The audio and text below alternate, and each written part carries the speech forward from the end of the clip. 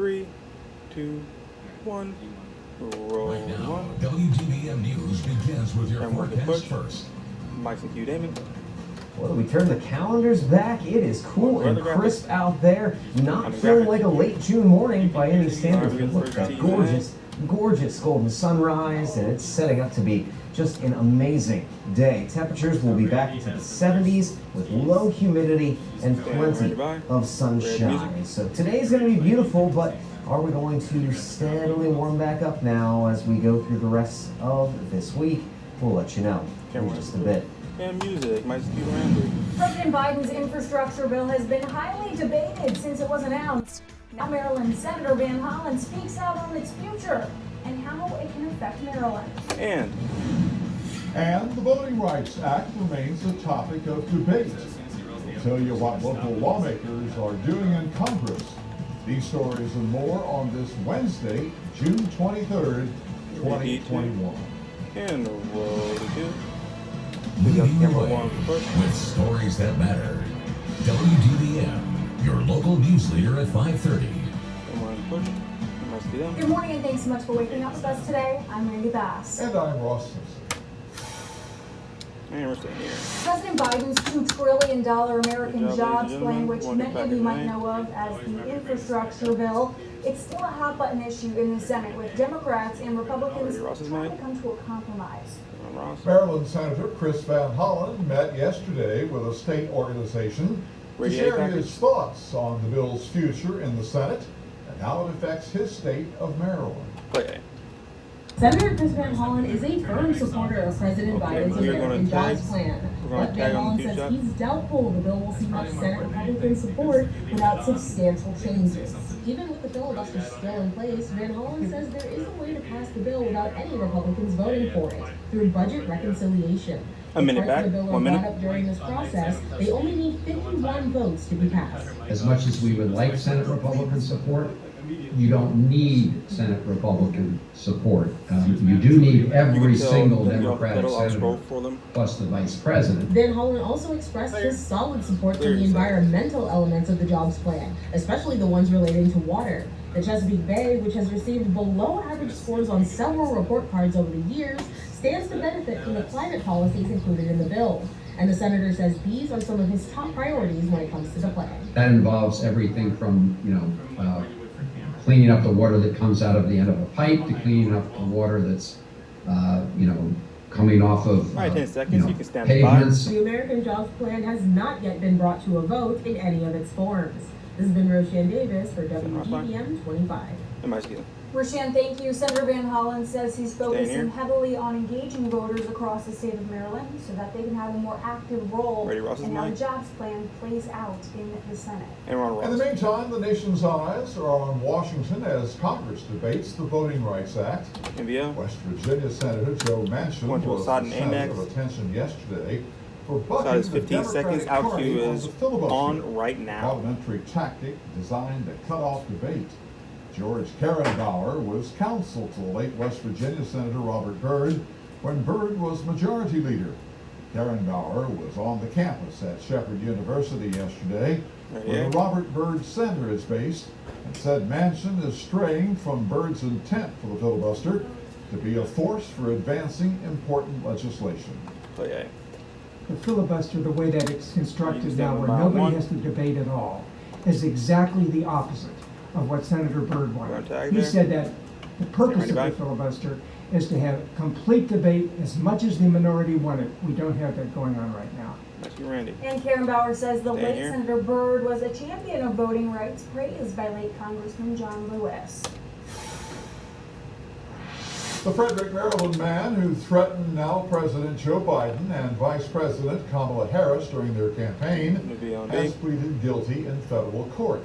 We've been covering this story since the very beginning and even spoke to owners of the home who were targeted in the attack. 42-year-old James Dale Reed pleaded guilty after he left a threatening letter at a Frederick County, Maryland home back on October 4th. It had Biden and Harris signs in the yard of that home. In the letter, he threatened to physically harm not only Joe Biden, but also Kamala Harris and anyone else who supported them. Acting United States Attorney for Maryland, Jonathan F. Lenzer, says Yet Reed's actions undermines our democracy and won't be tolerated. And Renee. He also made threats against citizens who were expressing peaceful support for those candidates. And this sentence, this guilty plea, should send a message to people like Mr. Reed. Rescue Ross. Reed was already convicted of related state charges in the Frederick County Circuit Court. He faces a maximum sentence of 5 years in federal prison.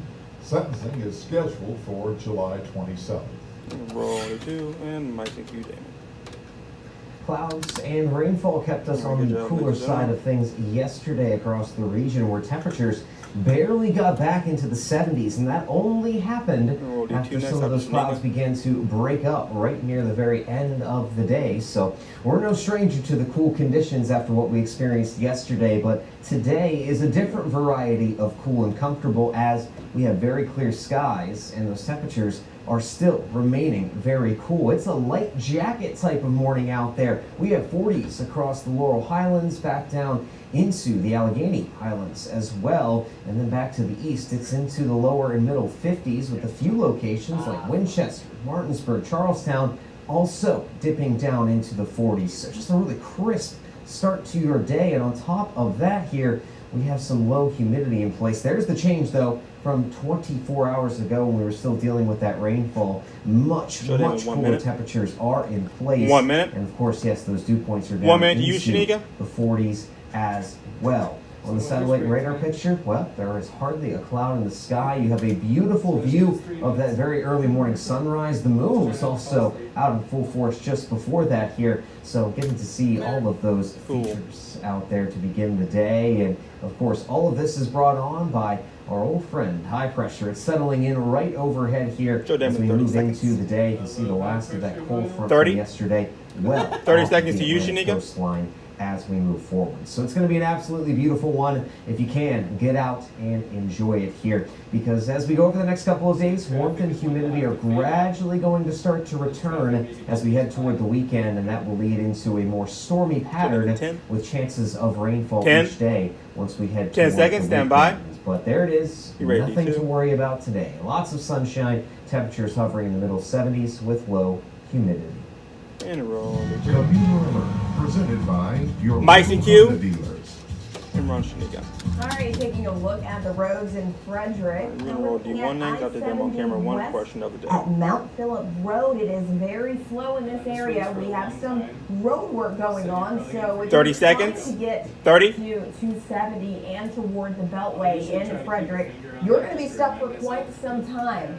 Again, that's 70 headed eastbound. Taking a look at the maps, we're looking at halfway, Martinsburg, Boonesboro, and a little bit of Frederick. Now, the only issue is this work zone we have, and that right lane is closed off 70 headed eastbound. That's right at the US 15 and US 340 decision point, so just be aware of that, because that's jammed all the way back to Wrap the question of the day.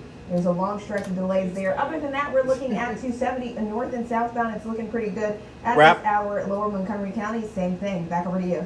Thanks, Shennekia. It's time now for our question of the day, Ross. It's officially Wednesday, middle of the week. What are we asking everybody today? Well, one proposition in the voting rights bill, which is being debated in Congress, is making Election Day a holiday.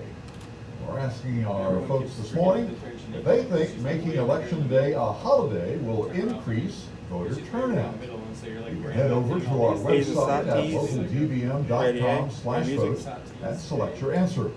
We'll provide live updates throughout the morning show, plus noon, and then the final results will come during our 10 p.m. news. And roll that. Massive power outages across the city of Hagerstown as a result of Monday night's storm. We'll have the details on how crews are working to restore that power coming up. And COVID-19 updates for the state of West Virginia. What you need to know, all that coming up after the break. 3, 2, 1, and we're out. That's a great thing.